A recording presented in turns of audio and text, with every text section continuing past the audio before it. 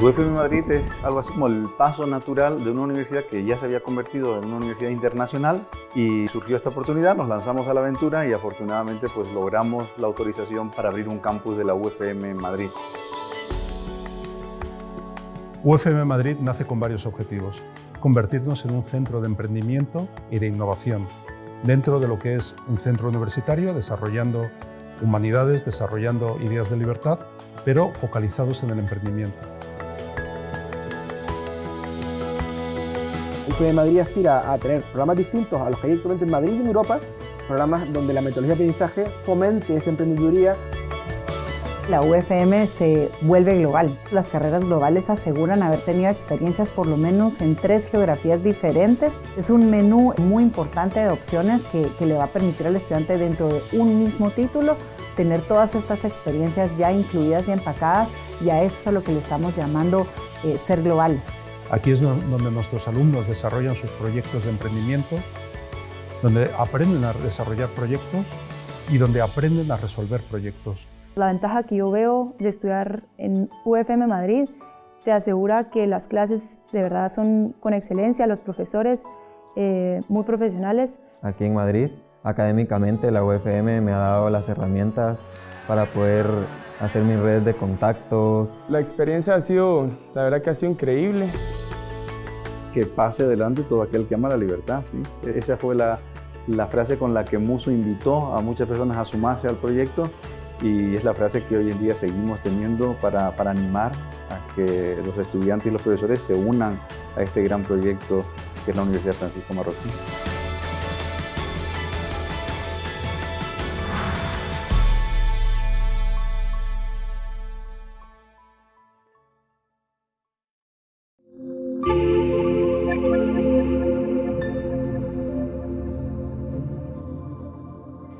Nuestra misión es difundir los principios éticos, económicos y jurídicos de una sociedad de personas libres y responsables.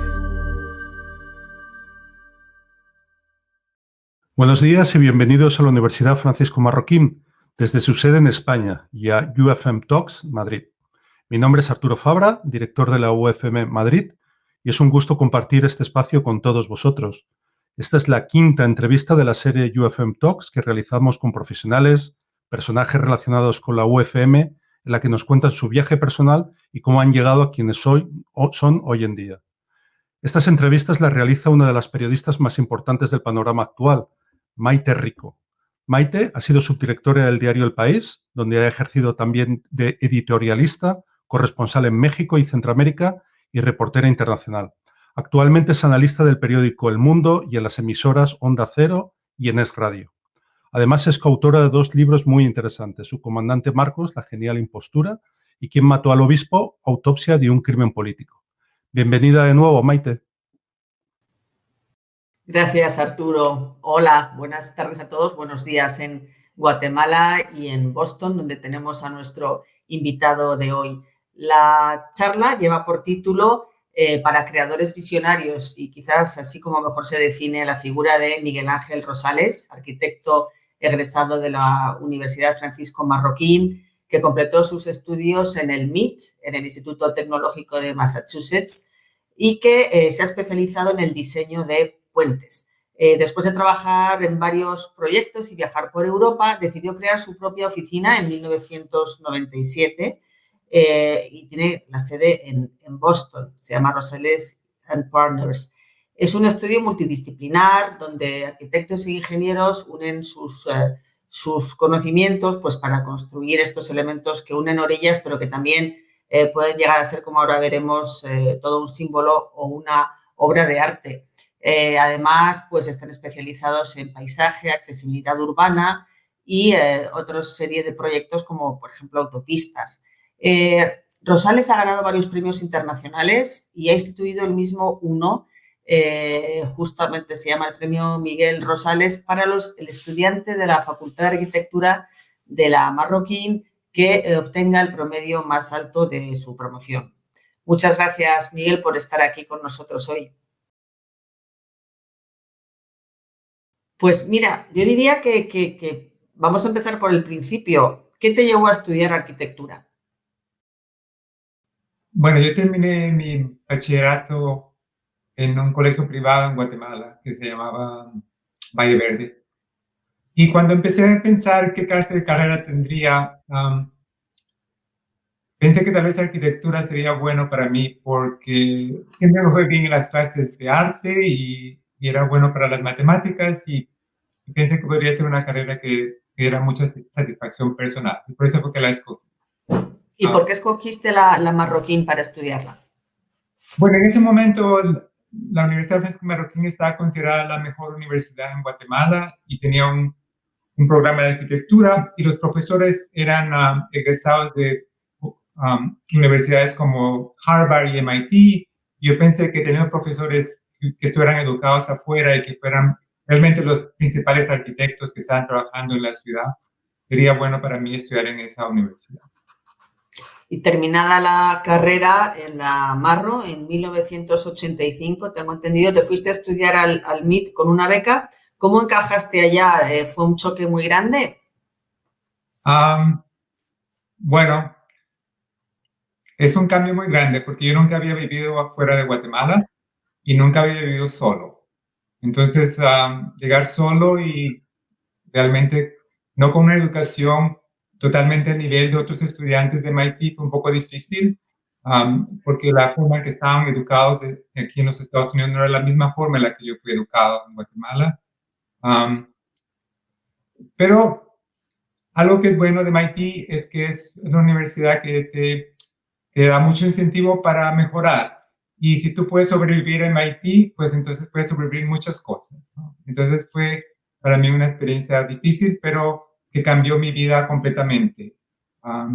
Y no me arrepiento de haber venido a los Estados Unidos y tuve mucha suerte que tuve la beca y cuando llegué a Boston no tenía todo el dinero junto para pagar la universidad, pero tenía la ambición de terminar y gracias a Dios que todo salió bien, ¿no? Y pude graduarme en 1987.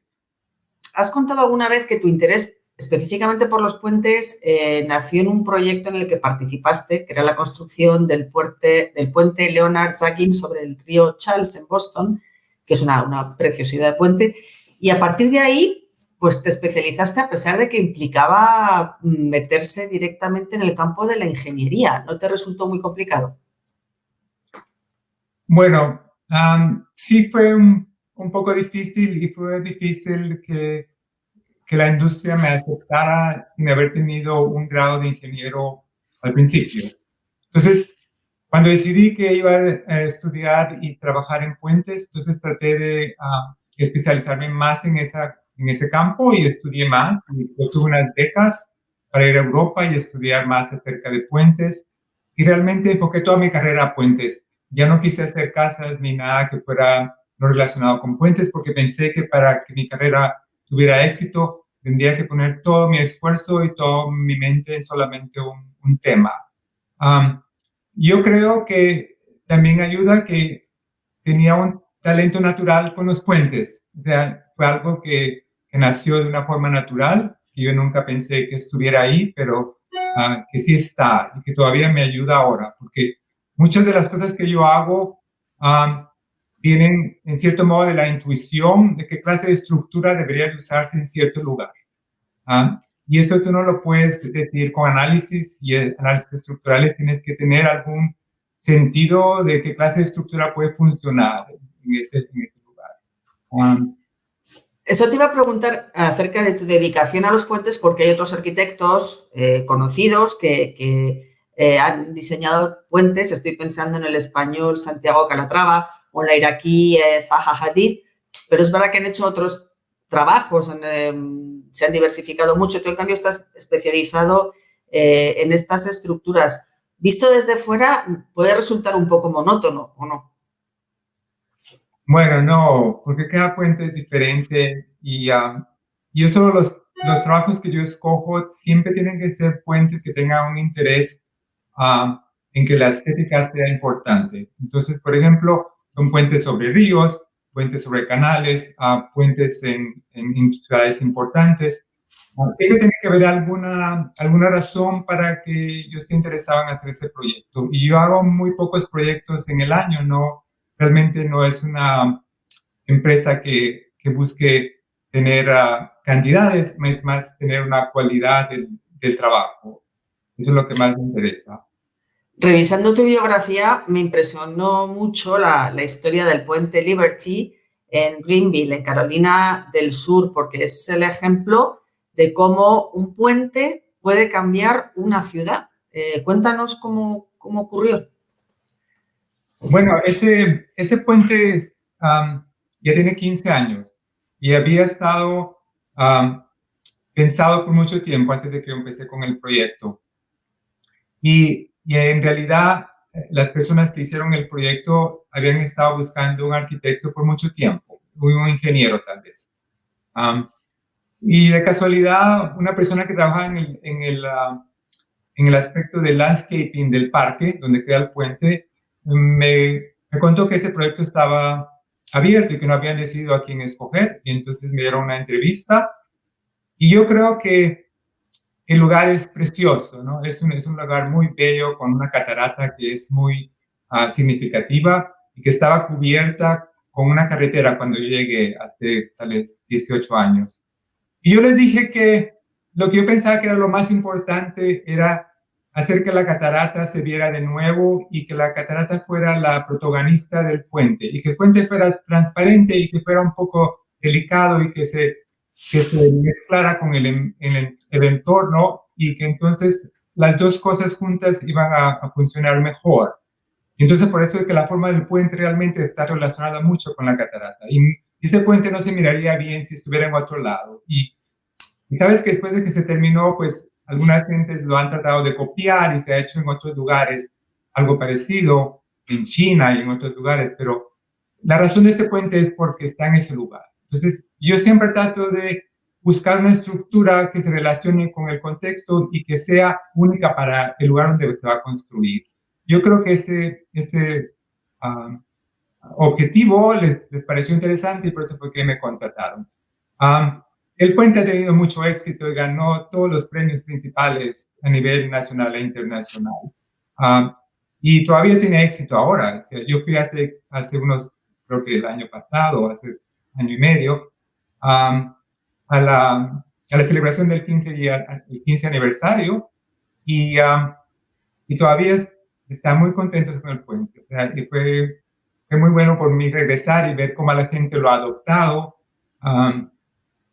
Hicieron una forma de que me pudieran conocer las personas que viven en ese lugar y entonces llegaron muchísima gente. Se fue una cola enorme, ¿no? Que querían conocerme y hablarme del puente. Sí, porque a partir de ahí la ciudad, digamos, esa zona se convirtió en un nuevo centro casi de la ciudad, se construyeron mucho más edificios, se convirtió en un polo de atracción. Eso es muy interesante también, cómo cambió la dinámica urbana.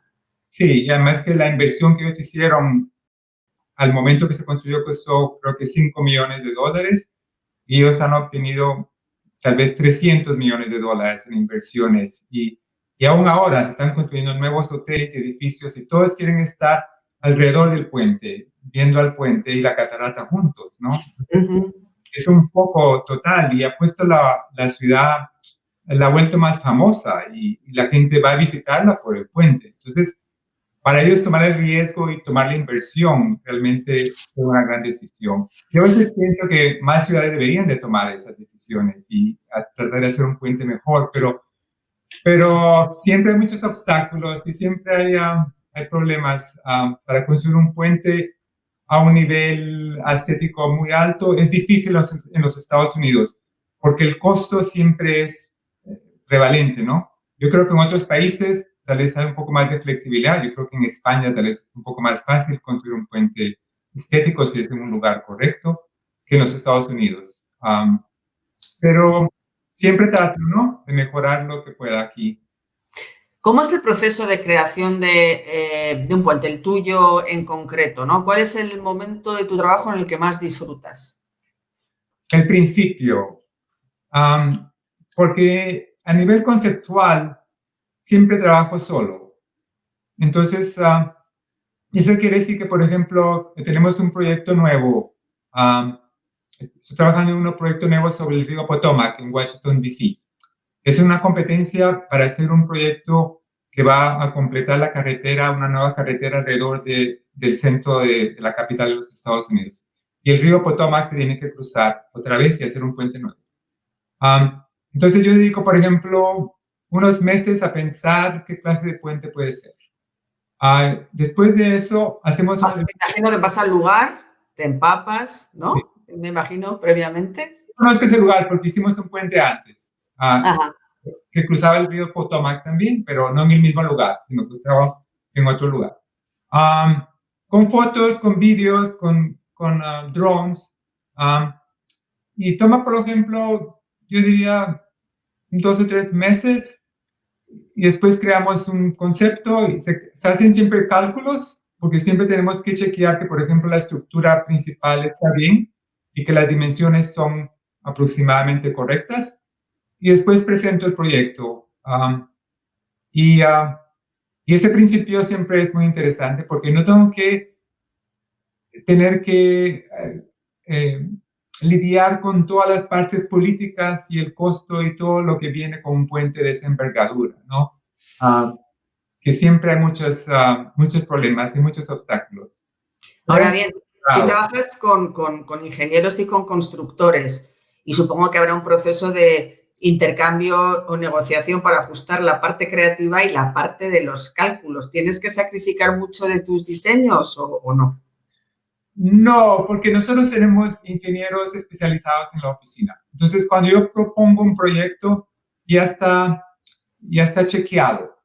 Entonces, siempre hay unas modificaciones pequeñas, pero el concepto general y la forma de la estructura ya está decidida.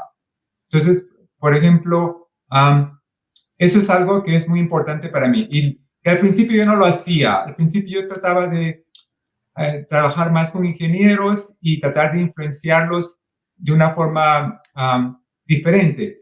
Pero hace como, tal vez diría 10 años, empecé a pensar que la única forma de tener control total de la estructura era hacer la ingeniería en la oficina, por lo menos a un nivel de 30 o 50% de los planos, para poder tener una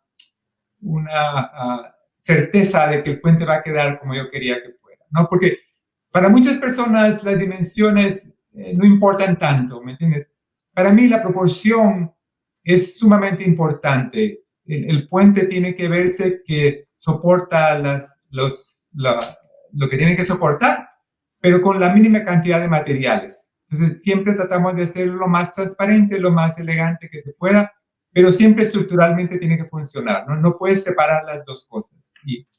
Y por eso creo que hay muchos arquitectos que tratan de trabajar en puentes, pero si no tienen la parte estructural, pues es difícil que ellos poder llegar a un resultado bueno. No, incluso puede darse accidentes o problemas que hemos visto con alguna ocasión. En el caso de Calatrava ha habido algunos problemas. Otra obra tuya de calado, la que participaste, fue el Puente Centenario sobre el Canal de Panamá, que se abrió en el 2004 para descargar el Puente de las Américas. Tuvo que ser un reto muy importante porque, bueno, había que tener en cuenta el tamaño de los barcos que cruzan el canal y además que es una zona sísmica, de terremotos. ¿Te resultó, ha sido quizás tu proyecto más retador o no? ¿O ha habido otros más difíciles? Bueno, el proyecto del canal es un proyecto que rompió récords cuando se hizo, ¿no? Entonces, el canal, porque se iba a expandir, entonces el puente tenía que acomodar barcos mucho más grandes y tener una mucho más altura del Puente de las Américas. Yo creo que en este proyecto lo importante era encontrar una estructura que fuera elegante y simple, que se pueda construir en ese lugar sin tener un alto costo, porque el país de Panamá no podía invertir muchísimo dinero en este proyecto. Ellos acababan de obtener el canal de nuevo y entonces no tenían tanto dinero para poder invertir. Entonces es un puente simple, pero muy elegante y las torres tienen una forma especial y está bien construido porque lo construyó una compañía alemana. que fue importante tener la tecnología de esta clase de estructura de cable. Yo creo que yo gané este puente porque había trabajado en el puente Stadium de Boston, que es la misma clase de estructura, y creo que les interesaba tener a un latino trabajando en el puente. Y entonces eso fue parte de la promoción que se hizo con este puente. Y la presidenta en ese momento, creo que se llama Mireya Moscoso, Sí. Ella tenía mucha pride, o sea, mucho orgullo, ¿no? Quería que el puente se terminara mientras ella estaba de presidente. Entonces el puente se terminó en sí, pero no los approaches, no cómo llegar al puente. Entonces no se podía abrir el puente todavía, pero por lo menos el puente sí se terminó. Y les creyó creo que ese puente les dio a Panamá mucha confidence, o sea, les dio como... Mucha confianza, sí, es una cosa muy simbólica también, porque ellos recuperaban el control del canal y de alguna manera, pues eso simbolizaba su orgullo como país, ¿no? Y además que ahora han hecho otro puente más y están construyendo el tercero. Entonces han seguido construyendo más puentes, porque el canal, sin estos puentes, está demasiado aislado en las dos partes del país y el tráfico en la ciudad de Panamá es muy malo. Entonces estos puentes han ayudado que las ciudades de Panamá y Colón tengan menos tráfico porque divierten el tráfico afuera de la ciudad, como un periférico. ¿De cuál de tus trabajos estás más orgulloso y cuál te generó más frustración? Bueno, el último puente que hemos terminado se llama Appleton y queda en Boston. Es un puente peatonal y está al lado de un puente histórico que se llama Longfellow Bridge. Yo trabajé en el Longfellow Bridge, que es una restauración de un puente muy importante aquí en Boston, y al lado de este puente se hizo este nuevo puente. Se acaba de terminar, se terminó en 2018-2019. Ha quedado muy bien y la gente les gusta mucho y yo vivo cerca del puente, entonces lo puedo usar todos los días. A veces corro en el parque y lo veo y veo cómo la gente se relaciona con el puente y cómo lo han adoptado y eso me da mucha satisfacción. Yo creo que en este momento es mi puente favorito, pero hay muchos otros puentes en los que han tenido mucha influencia. Por ejemplo, el puente Seikin fue el primer puente en el que yo trabajé y ese puente cambió totalmente mi carrera, ¿no? Porque después de trabajar en ese puente decidí dedicarme a puentes. Sí, además es espectacular, además. Y además ese puente todavía continúa siendo el icono principal de Boston, que yo nunca esperé eso cuando estaba trabajando en ese puente, pero que continúa siendo tan famoso como fue al principio, ¿no? Siempre aparece en la televisión y lo ponen en los chocolates en el aeropuerto. Alguna vez dijiste que tu puente favorito hace ya años en una entrevista que te hicieron ahí en La Marro era Brooklyn. ¿Sigue siendo un puente que no hayas hecho tú o que no hayas participado?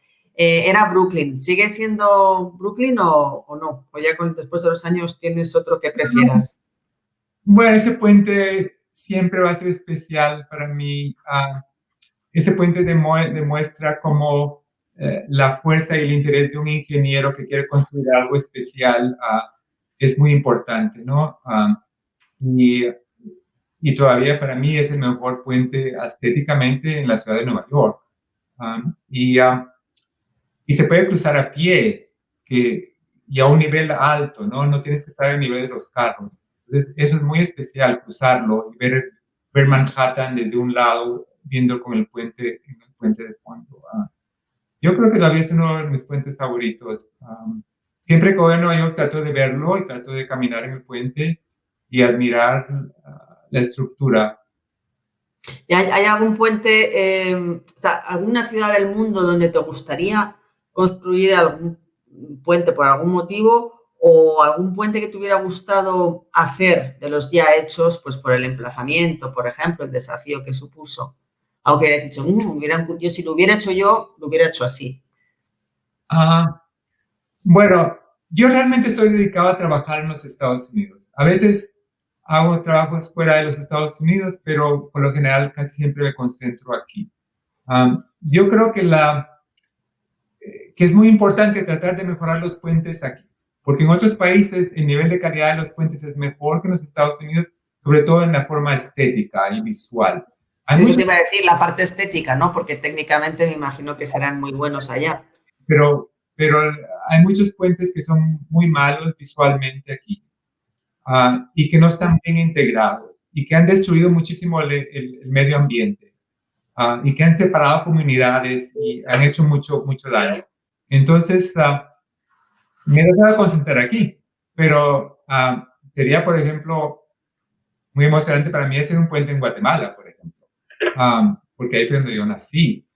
Pero he tratado y nunca ha sido posible. Hemos probado creo que 2 o 3 veces. Y creo que no hay una cultura de puentes en Guatemala en la que yo pudiera trabajar. Y tampoco no están acostumbrados a invertir en puentes de la forma en que otros lugares lo invertirían, ¿no? Para ellos es una forma más funcional, solamente de un lado para otro. Y realmente no importa la apariencia o no importa realmente cuál es el diseño. Es más una función de llegar a un lugar para otro. Fuera de los puentes, digamos, en arquitectura en general, puesto que a ti te interesaba la arquitectura, la historia del arte, ¿qué arquitectos te gustan, te han inspirado? Bueno, más y más yo estoy enfocado a ingenieros de puentes, ¿no?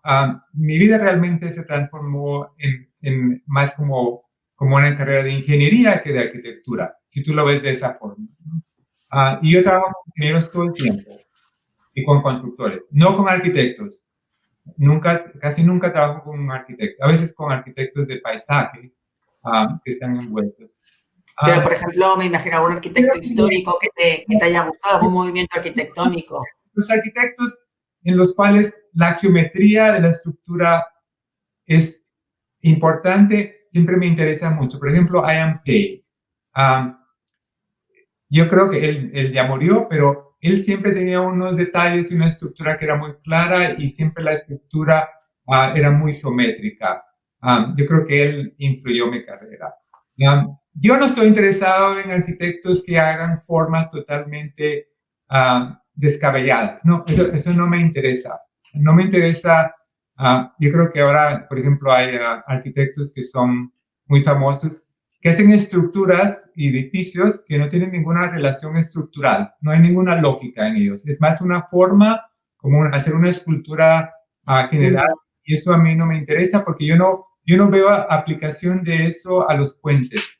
Para mí los puentes tienen que ser honestos, tienen que ser relacionados con la estructura y pueden ser muy hermosos, pero no pueden ser arbitrarios, no pueden ser superfluos.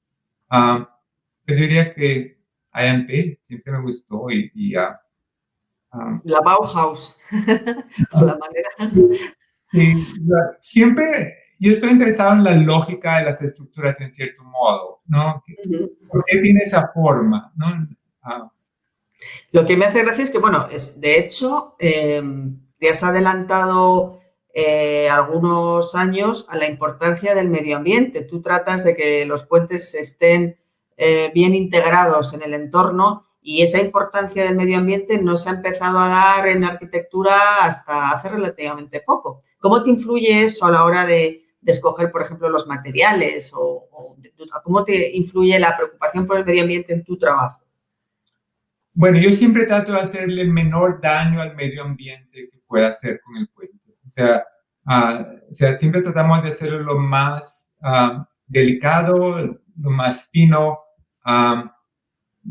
También muchas veces siempre trato de proteger la topografía, los árboles, la vegetación.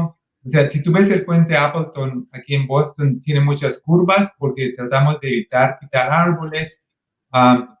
Y yo creo que la naturaleza es importante que esté mezclada con el puente en sí, de cierta forma, que se complemente una con la otra. Y si uno hace un puente con pocos materiales, económico, está ayudando al medio ambiente, porque está tratando de hacer lo más económico, lo más honesto que se pueda, ¿no? También ahora algunos de los puentes se hacen con alguna forma de que el drenaje y el agua que venga del puente se utilice de otras formas. Por ejemplo, en el puente Longfellow se hicieron 2 lagunas que están al lado del puente donde se pone parte del puente que viene del drenaje y se procesa un poco con plantas y así ayuda al medio ambiente, no se deja todo ir al drenaje. Luego he leído, te he escuchado decir que sigues, vamos, que dibujas a mano. ¿Cómo ha influido, cómo han cambiado las nuevas tecnologías, las tareas del arquitecto?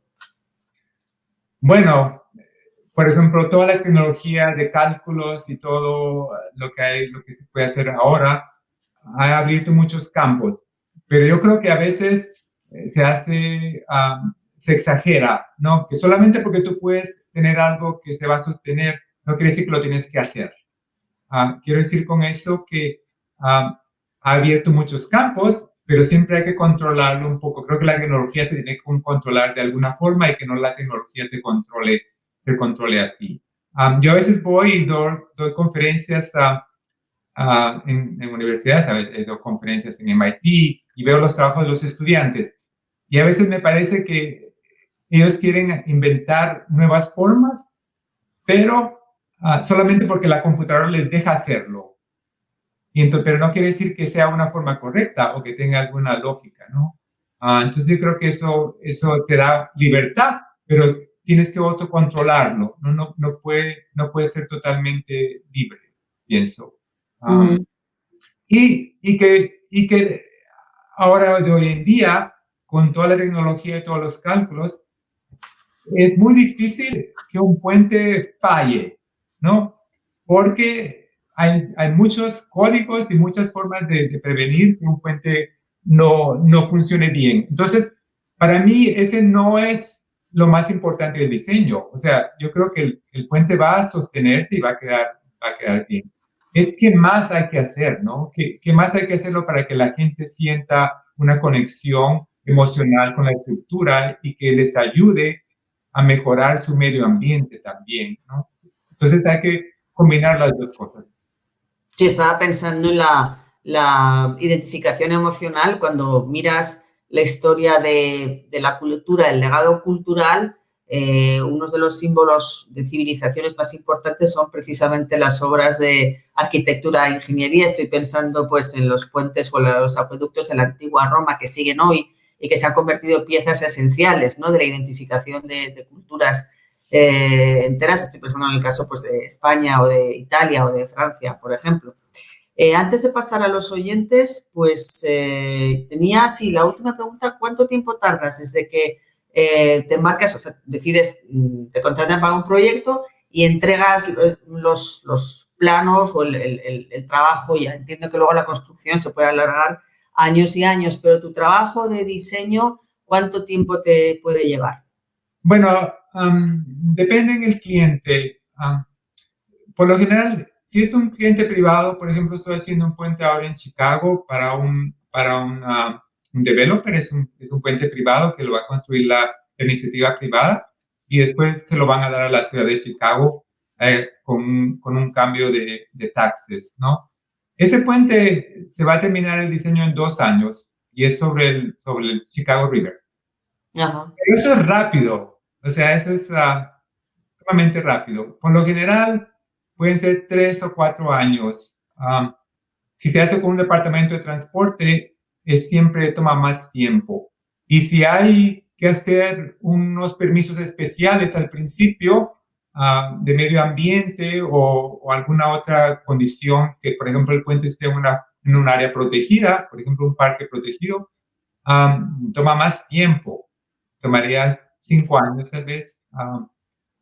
Un puente grande, por ejemplo el Second Bridge o el Longfellow Bridge, a mí me toma como 15 años empezar del principio y terminarlo. Y un puente más pequeño, tal vez 5 o 6 años.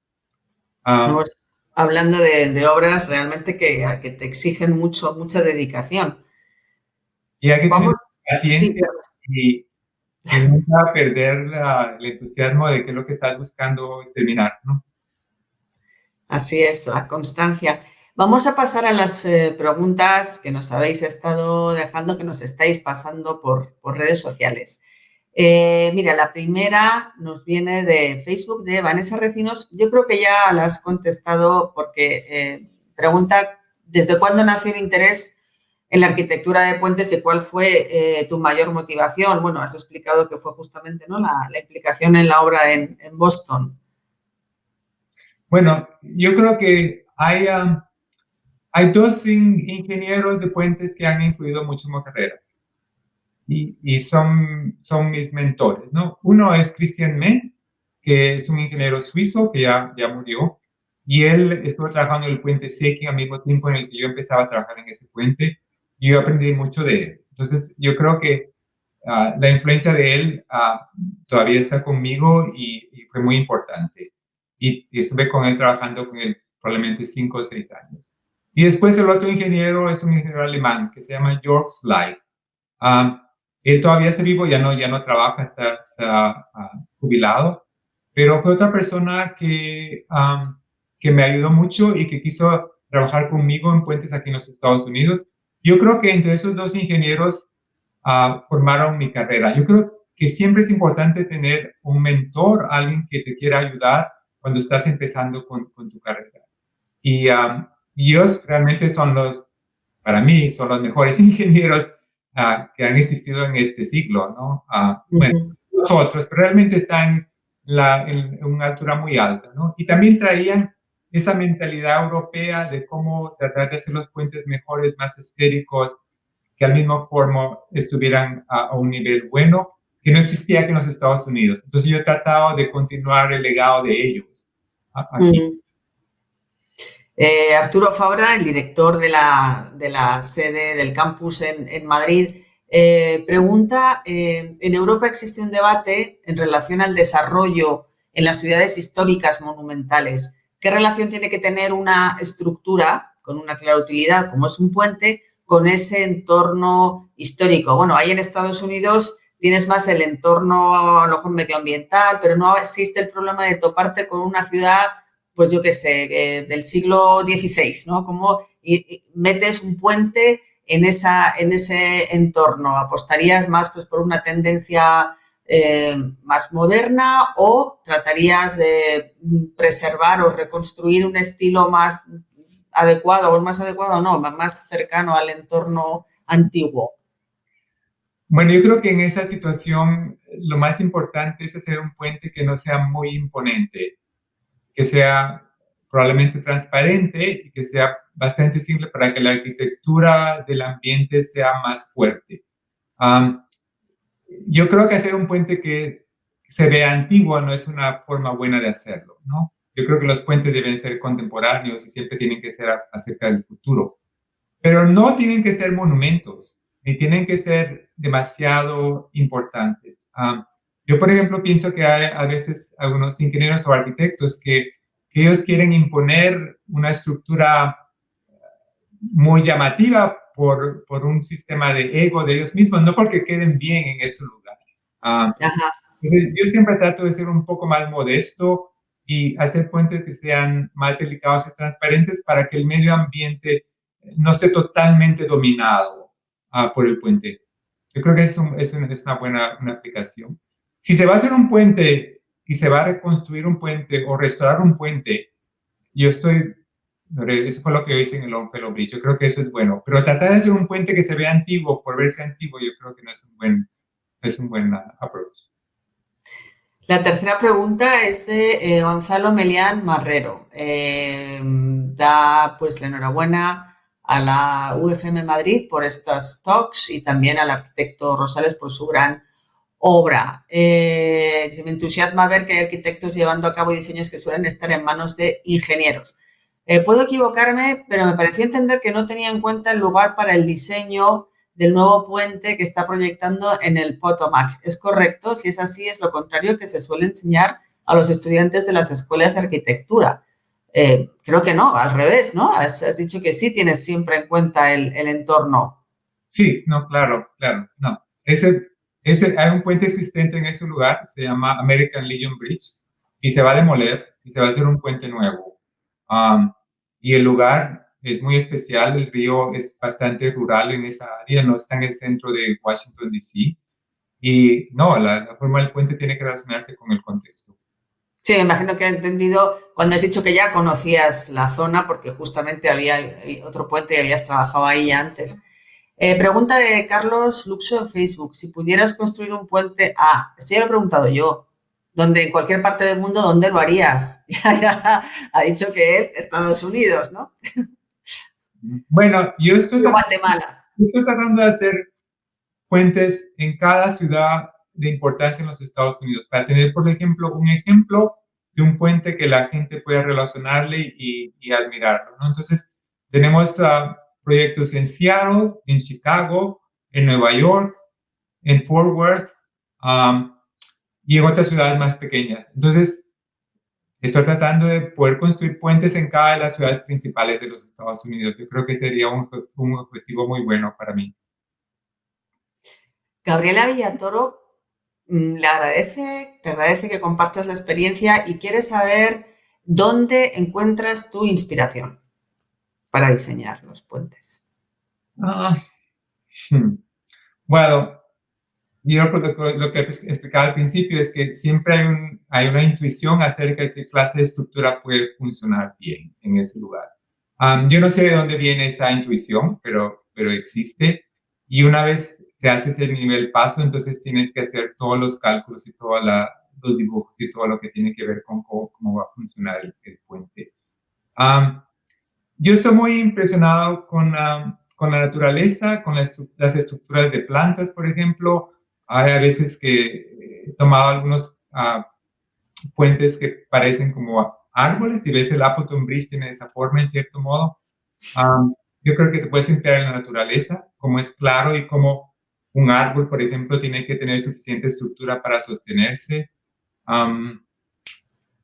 Pero es un sistema de intuición en realidad. Hay que tener algo artístico que no es una forma lógica. Ajá, es un don, digamos, ¿no? Lisa Kwan pregunta en Facebook, ¿cuál es el mayor desafío de diseñar y construir un puente? Me imagino la parte que te resulta más difícil. Bueno, la parte más difícil es convencer a los clientes de que se haga el diseño. Porque siempre trato de hacer puentes que sean un poco más originales y diferentes de los otros puentes que se han hecho. Entonces, el cliente tiene que tomar un riesgo para hacer un puente así. Y tienen que justificar que se va a invertir un poco más de dinero. Entonces, yo creo que eso es complicado. Después, cuando ya se está haciendo los planos, siempre tener la visión de qué es lo que más importante de preservar, ¿no? Porque siempre van a haber cambios y va a haber modificaciones y cuando los contratistas empiezan a trabajar, tal vez hay cosas que hay que modificar o cambiar, pero es importante tener un sistema de prioridades de qué es lo que es más importante preservar. Yo creo que esos dos elementos son probablemente los más difíciles. De que el concepto no se pierda al final, ¿no? Que tú no puedas reconocer el puente al final. Ya. Kimberly Schwartz quiere saber qué beca solicitaste para ir a Boston. Bueno, la Organización de Estados Americanos, ellos dan, o yo no sé si lo dan ahora, pero daban una beca a estudiantes de Latinoamérica. Y cuando yo la solicité, tiene que ser por medio del gobierno de Guatemala. Yo no sabía si la iba a ganar o no, pero cuando yo estaba en MIT, entonces me dieron la noticia que la había ganado, ¿no? En ese momento se daba solamente una beca, entonces era muy difícil ganarla, pero yo creo que tal vez ahora hay más. Y en cierto sentido, eso fue una beca muy especial porque ellos pagaron por todo, ¿no? Pagaron el tuition, el apartamento. Yo cuando terminé mi carrera en MIT, los estudios, no tuve que pagar nada, no tenía ninguna deuda. Entonces fue una beca muy, muy buena para mí. Es que uno de los problemas de los estudios de arquitectura es justamente eso, ¿no? Que suele ser una carrera que tiene gastos elevados, que no muchos estudiantes o no todos los estudiantes que desean estudiarlo se lo pueden permitir, ¿no? Entonces, ahí es importante también que las propias universidades o que los centros de excelencia tengan becas para ayudar a alumnos que tienen talento y que no se lo pueden permitir. Y también en MIT ellos me dieron una beca parcial y también me dejaban trabajar en el verano, y entonces eso era otra forma de pagar por la universidad. Ajá. Y yo encontré un trabajo rápidamente. Yo creo que graduarse de MIT ayuda mucho porque pues tiene mucho prestigio y entonces hay muchas personas que te van a contratar, ¿no? Si tienes un grado de MIT. Y trabajé por 10 años con diferentes compañías y después empecé mi compañía propia. Ajá. Y ya pues nos da tiempo para una más, que es Zenbas. Y, hombre, yo creo que ahí tiene que ver con tu acento. Pregunta si tenías que saber inglés para para solicitar la beca en Boston, o era algo secundario. Me imagino que por tu acento, No, que ya te has imbuido directamente en Estados Unidos, no de cabeza. No, para poder ingresar a MIT tienes que haber pasado el examen TOEFL y tienes que tener un nivel de inglés, no puedes no poder hablar bien. Y yo tenía un diploma de high school, que era del colegio donde estudié en Guatemala, pero mi inglés no era perfecto, ¿no? Pero podía leer y escribir bien.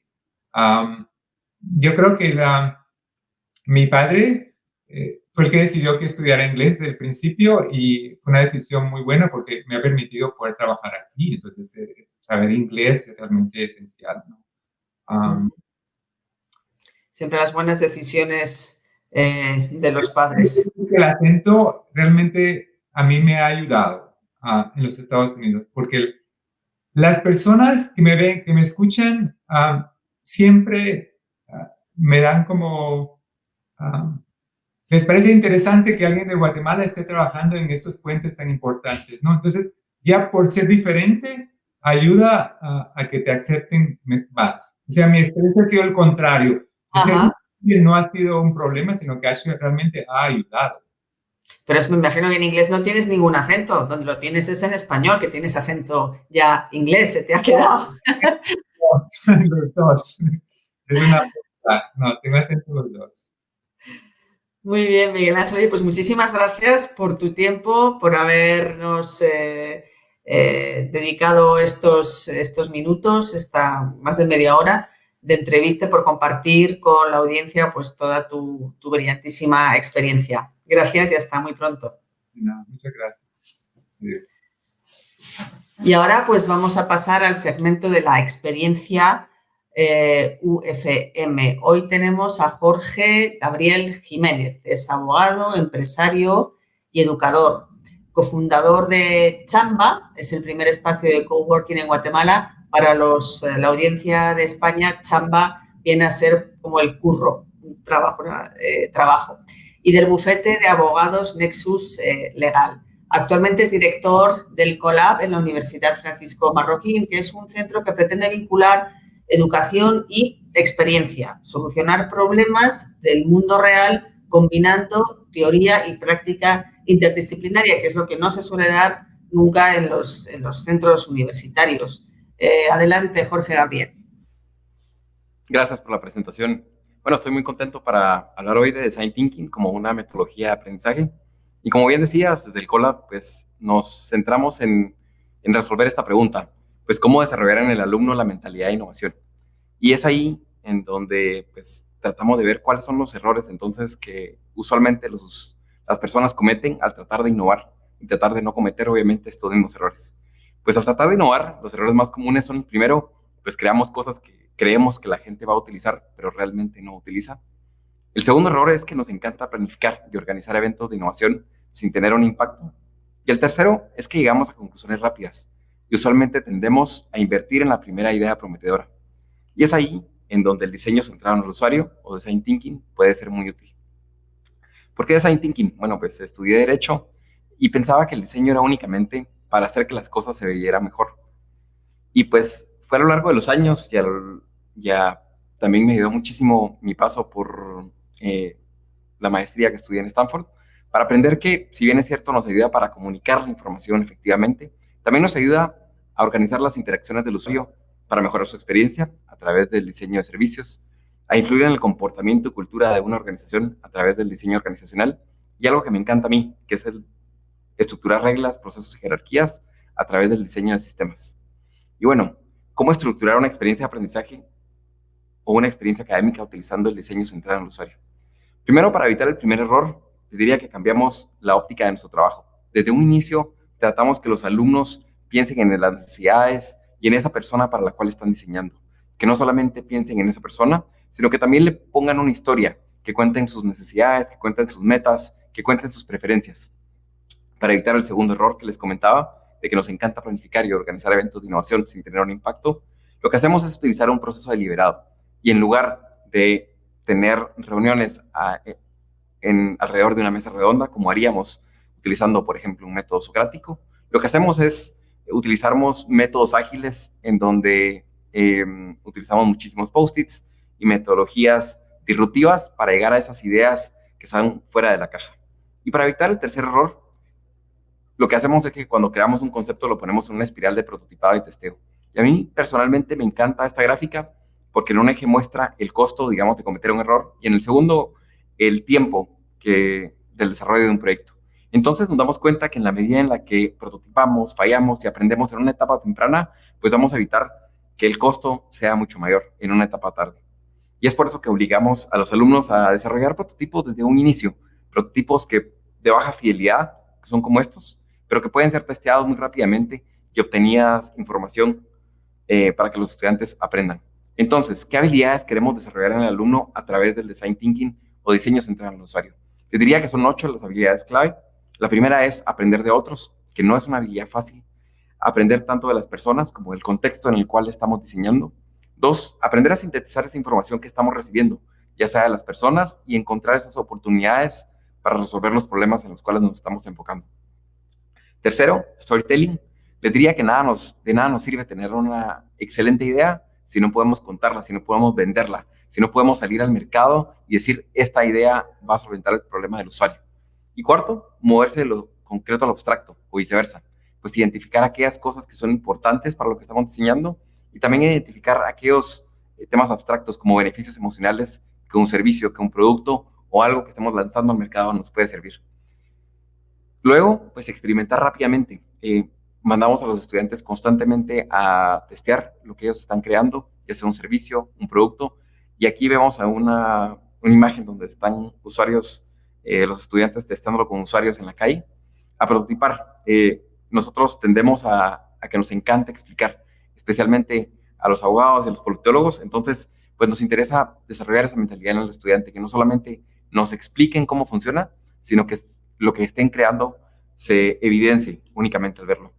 Y también navegar la ambigüedad, especialmente en momentos inciertos como esto, pues no les decimos a los estudiantes tienen que crear A, B o C, lo que ellos tienen que ir descubriendo en su proceso de aprendizaje y desarrollar esta habilidad de que ellos puedan moverse de lo conocido a lo desconocido, pues es muy importante para su vida profesional. Y por último, pues utilizar el proceso de diseño para diseñarlo. Esta es una metahabilidad en la cual, bueno, ¿cómo utilizamos el proceso de diseño para nuestro trabajo profesional? Y si algo les puedo decir es que no existe el proceso de design thinking, pues hay muchísimas formas de enseñarlo. Yo personalmente considero que lo más importante que hay es centrarse en las habilidades, que estas son la esencia, y si me dieran a escoger una habilidad central que considero que es muy importante para los estudiantes, tanto para su vida privada como para su vida profesional, es navegar la ambigüedad, porque es lo que nos permite encontrar problemas y solucionarlos. Y especialmente años como estos, en donde vemos que vivimos en tiempos inciertos, pues es donde nos damos cuenta que es una habilidad esencial. Entonces, pues con esto termino mi presentación. Muchas gracias, Jorge. Es la metodología del Design Thinking que aplica el COLAB en la Universidad Francisco Marroquín. Y ya con esto llegamos al final de la charla de hoy.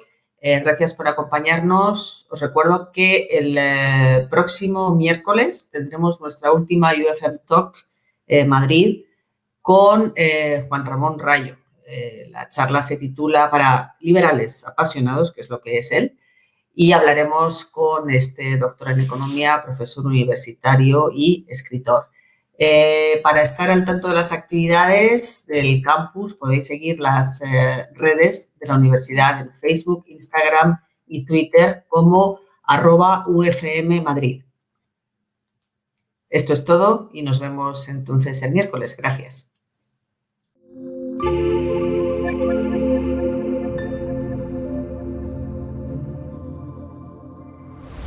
Personas libres y responsables. On free market, private property. Ciudadanos defensores de la libertad.